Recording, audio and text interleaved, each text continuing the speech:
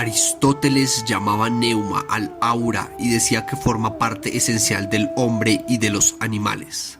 Más tarde, los esoteristas ampliarían este concepto, diciendo que el cuerpo astral del ser humano tiene aspecto luminoso y que es susceptible de separarse del cuerpo físico y de atravesar los muros y cubrir enormes distancias porque no está hecho de materia física normal. Como es lógico, también la ciencia ha querido investigar en este controvertido terreno del cuerpo astral y del desdoblamiento, consciente de que este fenómeno está íntimamente relacionado con otros paranormales, como son la telepatía, la telequinesis y las apariciones, entre otros. La Asociación Médica de Florida declaró en septiembre de 1977 que la autoscopia, o acto de ver el propio cuerpo cuando se desprende la envoltura carnal por su propia voluntad, es una realidad, y dio a conocer varios casos estudiados en los que se produjo este curioso desdoblamiento. Un estudiante drogado se vio a sí mismo tendido en el suelo. Un anciano de 76 años contempló a los médicos cuando estaban luchando por salvar su vida. La asociación recogió hasta 50 casos de personas que estuvieron al borde de la muerte y vieron su cuerpo desde fuera de él. Sin embargo, algunos no se atrevieron a declarar lo que vieron por temor a ser víctimas de las burlas, pero lo hicieron finalmente al ver que no eran los únicos que habían tenido valor. En las Blue Mountains del estado de Virginia, hay un instituto Monroe donde se enseña a los alumnos la sincronización hemisférica o armonización de los hemisferios cerebrales. Por medio de las vibraciones sonoras se pueden explorar, dicen, los diversos estados de la conciencia, entre los que figura el cuerpo astral. Es decir, que mediante estas experiencias puede lograrse que los alumnos liberen el espíritu y floten en el espacio.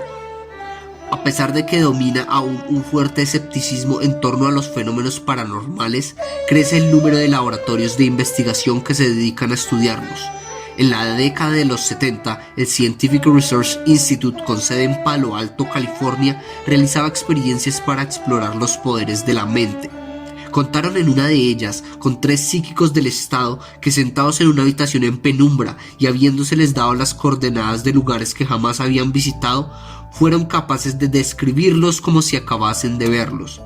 Sin embargo, los críticos dijeron que no hubo viajes con la mente, sino una gran memoria de los voluntarios que se habían puesto de acuerdo con los científicos.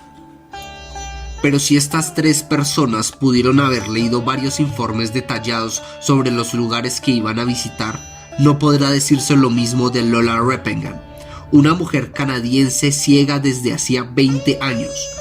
Un día descubrió que podía concentrarse y visualizar la casa de la persona con quien estaba hablando. En cuanto esa persona se iba, se relajaba y se veía a sí misma dando vueltas para ir a donde se le antojase. En la Universidad de Toronto realizaron diversas pruebas con ella y se llegó a la conclusión de que los ciegos pueden captar de manera intuitiva la forma de los objetos a pesar de hallarse a enorme distancia.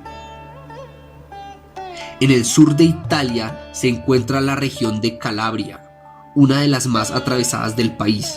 En el pueblo de Paravati nació en 1924 Natusa Evolo, quien iba a asombrar al mundo por ser dueña de curiosos dones.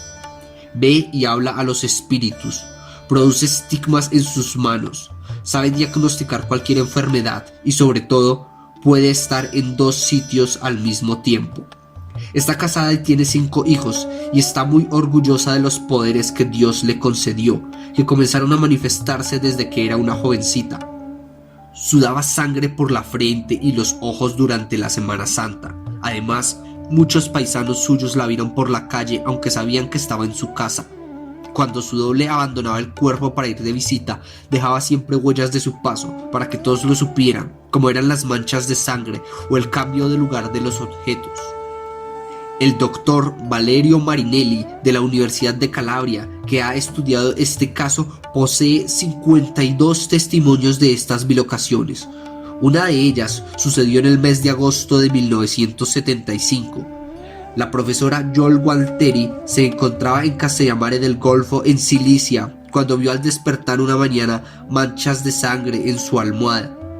Como sabía que la sangre no era suya y conocía de la existencia de Natusa, telefonó a su esposo para que fuera a visitarla a su casa en Parvati y le preguntase si nada sucedió la noche anterior. «Sabía que vendría usted a verme», dijo la mujer, «porque anoche visité a Joel y le dejé unas manchas de sangre en la almohada y unas señales de mis dedos». Más tarde, la señora Gualteri observó las huellas de los dedos que no había visto al principio. Otro caso curioso fue aquel en que intervino Vicencio Laconiti, que sucedió en Rosarno, a 15 kilómetros de Parvati, en 1955. Una noche oyó fuertes golpes en la puerta. Cogió la escopeta, temiendo que fueran ladrones los causantes del ruido. Su mujer despertó y fue detrás de él. Encontraron a Natusa en compañía de su padre y su tío ya difuntos. Una semana después se encontraron con Natusa, quien dijo riendo a Vicencio: «¿A quién querías matar la otra noche con tu escopeta?». Otra mujer italiana que causó también sensación en la prensa y en los medios científicos fue Anna Monaro en la década de los 30. No fue porque su cuerpo astral abandonase ocasionalmente el cuerpo, sino porque se manifestaba de manera tan prodigiosa que, con justa razón, fue conocida como la mujer luminosa de Pirano. En 1934 sufría de asma y por espacio de varias semanas estuvo emitiendo mientras dormía una extraña luz de su pecho. Los científicos no supieron explicar el fenómeno, pero algunos más listos atribuyeron la cosa al electromagnetismo contenido en el organismo de Ana. Cierto doctor Proti declaró que su débil constitución, aunada a sus ayunos y fervor místico, incrementaron los sulfitos en la sangre. Como el poder irradiador de la sangre pertenece al rango ultravioleta y los sulfitos pueden ser estimulados por rayos ultravioletas, se producía la luminosidad. Otros sabios atribuyeron esta a la proliferación de bacterias o a la secreción de adenosina susceptible de producir las luces. Casos como el de Anna Monaro han sido más frecuentes de lo que pudiera creerse, en su mayoría silenciados por los propios familiares. Y resulta curioso observar que, en ocasiones, estas apariciones del aura posean tantos puntos en común con los de la combustión espontánea. Por ejemplo, la revista English Mechanic del 24 de septiembre de 1869 citaba lo sucedido a una señora que al ir a acostarse descubrió una luminosidad en los dedos de su pie derecho. Los frotó y la luz se extendió por todo el pie. Introdujo el pie en el agua y tardó 1 hora en desaparecer esa luminosidad. Era una variedad del aura observada en tanta gente que se ha dicho obedece a motivos espirituales. Este fenómeno ha sido observado entre los santos en numerosas ocasiones, igual que la levitación, y tal vez de ahí la expresión relucir o brillar de felicidad. El Papa Benedicto XIV decía que una luz rodeaba a veces la cabeza o el cuerpo de algunos alumnos de manera difusa. Uno de ellos fue San Francisco de Paula, cuya cabeza solía estar rodeada de un halo. Se cuenta del griego Hermotino, quien vivió en el siglo IV a.C., que podía abandonar su cuerpo a voluntad y viajar a donde le viniese en gana. Como su mujer deseaba reunirse con mayor frecuencia con su amante, quemó el cuerpo inerte del marido cuando andaba viajando por el espacio. Fue por esta razón, explican las viejas crónicas, que se prohibió a las mujeres entrar en los templos. Otro caso notorio fue el del Papa Pío V, quien, encontrándose en el Vaticano, viajó en espíritu hasta la bahía de Lepanto, donde la cristiandad luchaba en contra de los musulmanes al mando de don Juan de Austria.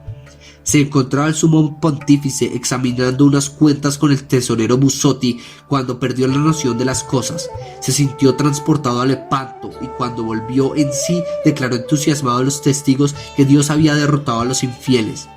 Los testigos anotaron la hora y el día e informaron a los cardenales. La confirmación de la victoria no tardó en llegar. Nadie pudo afirmar en Lepanto que hubiera visto al Papa, pero no puede decirse lo mismo en lo sucedido al cardenal Alfonso de Liguori la mañana del 21 de septiembre de 1774. Oficiaba una misa en Florencia, visiblemente fatigado a causa de una enfermedad de la que se estaba restableciendo. Al llegar a su casa, se dejó caer en un sillón y perdió el conocimiento. Tardó 2 días en recobrarlo. Durante ese tiempo, el doble del cardenal visitó al Papa Clemente XIV en su lecho de muerte. Este hecho insólito sería confirmado por los prelados que acompañaban al sumo pontífice. No dejaron de ver la figura silenciosa del cardenal Liguori. Es un hecho que los fuertes traumas emocionales parecen liberar una enorme energía psíquica que se manifiesta por medio de premoniciones siempre fatales o por visitas astrales a familiares o seres con los que se tienen lazos estrechos de amistad. La naturaleza altera entonces su esencia para generar fenómenos fuera de lo normal. Opinan algunos investigadores de los fenómenos paranormales que los fantasmas son simples visiones tridimensionales que reflejan la memoria de quienes están a punto de morir o pasan por una fuerte crisis emocional. De acuerdo con el doctor Gennady Sergeyev, físico y decano de la parapsicología soviética, todos irradiamos una emanación hiperfísica a la que llamaba bioenergía, que es absorbida por los muebles, las paredes y otros objetos que nos rodean o es lanzada al espacio. Esa bioenergía no desaparece totalmente en el momento de enfermar gravemente o de morir un individuo, sino que puede organizarse para constituir al fantasma, vivo o muerto. Un caso de fantasma vivo sucedió en Inglaterra en octubre de 1886. Un caballero vio a una linda joven rubia vestida de color marrón, adornada con un collar que leía en la sala de una casa y desaparecía repentinamente. Solamente él veía la aparición, que siguió presentándose en los siguientes días. En agosto de 1888, el hijo de este caballero inglés llegó de Australia acompañado de su esposa, que era exactamente igual a la joven de la aparición, y había en ella algo muy curioso. Las apariciones habían coincidido con una grave enfermedad que mantuvo a la joven en un constante estado febril. Confesaría ella más tarde a su suegro que a veces creía estar leyendo en su casa de Inglaterra. En una de sus cartas, el filósofo francés René Descartes describía una curiosa experiencia que vivió en Suecia. La reina Cristina había creado una biblioteca real donde hablaba con el francés de filosofía y matemáticas.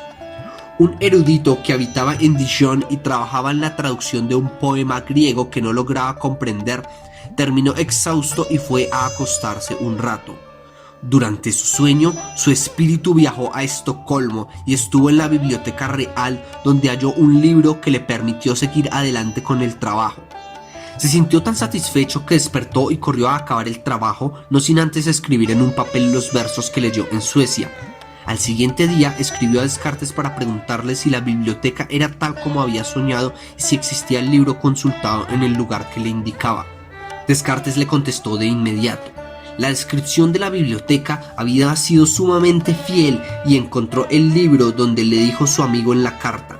Era un libro difícil de conseguir, pero se comprometió a hallar un ejemplar y enviárselo.